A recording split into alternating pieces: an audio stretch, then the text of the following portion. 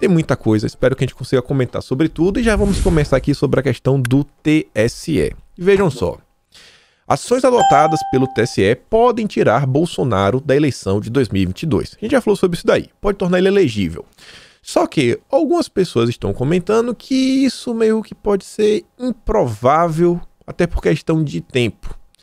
Matéria aqui do Estadão fala, mais ou menos nessa linha, que na avaliação de Isabel Veloso, professora da FGV de Direito, no Rio de Janeiro, ações como essas podem de fato penalizar Bolsonaro, em particular a viabilidade de sua reeleição.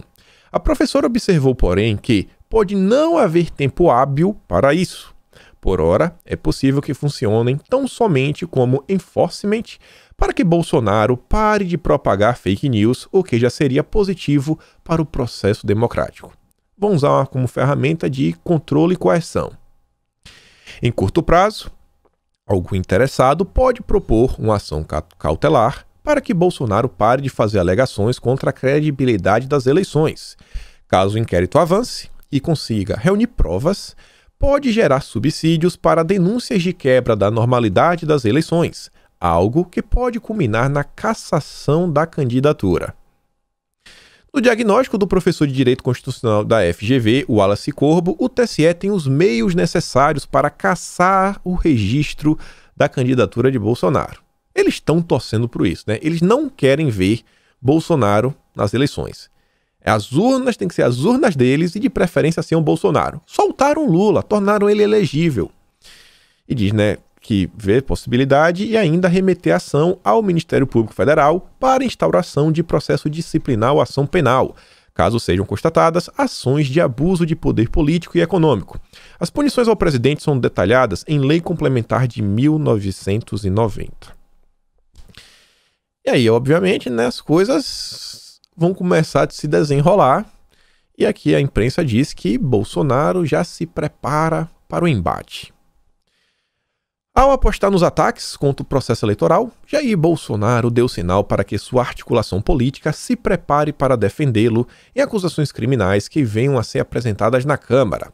O planejamento é fundamental porque, uma vez aceita pelos deputados, o presidente é afastado do cargo. A missão ficou a cargo do experiente Carlos Henrique Sobral, nomeado nesta semana pela ministra Flávia Arruda, da Secretaria de Governo, como seu número 2 no ministério. Esse pedaço aqui eu já não sei se tem muito a ver com a reação de Bolsonaro. Aqui para mim já é a imprensa tentando dar uma barrigada para criar confusão e começar a gerar desgaste, né? Começar a associar a figura de alguns ministros, essa questão do TSE, tentar colocar eles aí dentro do olho do furacão, para tentar fazer com que esse pessoal também do Centrão, né, queira se afastar um pouco de Bolsonaro e ele perca a força política. Ele atuou com Eduardo Cunha na presidência da Câmara durante o processo que afastou a presidente Dilma Rousseff e culminou no impeachment. Depois foi para o governo Michel Temer pelas mãos de Gedel Vieira Lima. No governo Temer, na Secretaria de Governo, Sobral ajudou então o presidente a vencer 2 denúncias contra ele na Câmara. A primeira foi em agosto de 2017, venceu lá, blá blá blá. Depois, em outubro, no mesmo ano, venceu por 251 a 233. Aqui me parece que é só, na verdade, uma nomeação que a Flávia Arruda fez, é a responsável por articulação política de alguém para ajudá-la. Só para isso, mas a imprensa gosta de falar, né? Colocar palavras na boca de Bolsonaro. E aí, vejam só, a Folha de São Paulo também soltou a matéria nesse âmbito, que tanto Bolsonaro quanto o TSE já se preparam, já se municiam, se armam para a longa batalha até 2022. Os dois lados se organizam para uma longa batalha. Depois de ter se tornado alvo de 2 inquéritos por determinação do TSE, Bolsonaro disse a seus apoiadores que não vai aceitar o que chamou de intimidações e afirmou que pretende convocar protestos para dar o último recado às autoridades que trabalham para frear sua campanha contra as urnas. Vou mostrar para vocês um pedaço do vídeo de Bolsonaro. Mas vejam só. Ministros do TSE tratam essa investigação como uma ferramenta de longo prazo. O tempo de tramitação do inquérito será controlado pelo tribunal, que poderá incluir nas apurações novos ataques que Bolsonaro deve fazer às urnas eletrônicas. A punição do presidente com a declaração de inelegibilidade é tratada como uma bomba atômica, com baixa probabilidade de ser acionada, mas não totalmente descartada.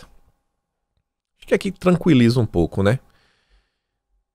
A justiça brasileira é uma caixinha de surpresas, né? Tudo no Brasil é possível. Todo mundo sabe que isso aqui é muito possível de acontecer. A probabilidade pode ser baixa, mas a possibilidade é completamente real. Real. Tudo bem. E olha só isso daqui. Saiu a matéria ontem que tudo indica que o pessoal do canal Hipócritas, sabe o canal Hipócritas, fizeram um vídeo sensacional sobre a questão das urnas eletrônicas. Pois bem, serão envolvidos aí mais um inquérito. Talvez, possivelmente, nesse inquérito do TSE, e vão ter suas vidas, né, devastadas. Devastadas, na verdade. TSE vai quebrar sigilos para descobrir quem financia campanha de mentiras contra as eleições. Você percebe que isso daqui é mais uma medida do TSE que aproxima o TSE da CPMI das fake news e dos inquéritos do STF? O Tribunal Superior Eleitoral está determinado a descobrir quem está financiando as fake news com urnas eletrônicas. Tudo tem que ter um financiador, né? Ninguém pode fazer nada de graça, só os petistas.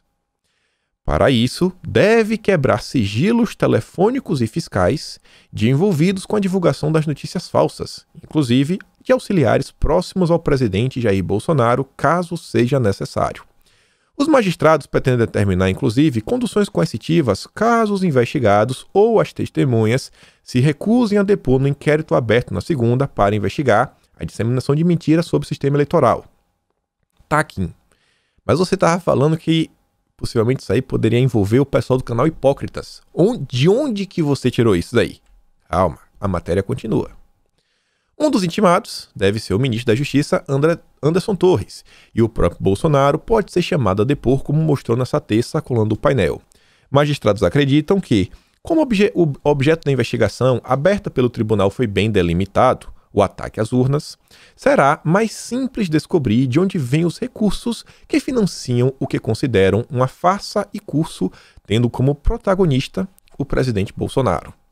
As mentiras sobre a segurança do sistema de votação têm sido divulgadas em lives e pronunciamentos de Bolsonaro, mas também em redes sociais. Lá vai. De forma anônima, olha os anônimos, elas são espalhadas em formato de vídeos, fotos e textos bem elaborados. E agora está chegando. Estamos chegando mais uma ação que visa, né, chegar na base do governo. Alguns dos vídeos, olha só, contam até com representação de atores. Tá começando, estamos chegando lá. E figurantes, em filmagens feitas com pelo menos 2 câmeras. Boa iluminação, edição e acabamento. Olha só. O crime é porque foi bem feito. Ninguém na direita tem o direito de ter uma boa câmera. Eu tenho uma boa câmera. Vocês aí, né, ajudam. Pô, o pessoal aí se tornou membro, vem juntando. A gente tem um microfone bom, né? Talvez o melhor microfone do mercado para captação de voz. Esse braço aqui também. Uma câmera, uma Fujifilm X-T3. Então aí eu sou culpado, né? Vou ser preso por isso. Olha só. Em um deles, um homem joga na loteria e exige um comprovante impresso, né, que o atendente se nega a entregar, dizendo que a operação fica registrada direto no sistema. Vocês receberam algum vídeo desse? Vocês assistiram algum vídeo desse do pessoal do canal Hipócritas? A peça foi distribuída para vários grupos de WhatsApp que apoiam Bolsonaro e é apenas um dos vários exemplos de ataques que circulam nas redes. A desconfiança é de que o bolsonarismo segue usando uma máquina profissional de fake news que alcança e pode ludibriar milhões de pessoas com informações falsas.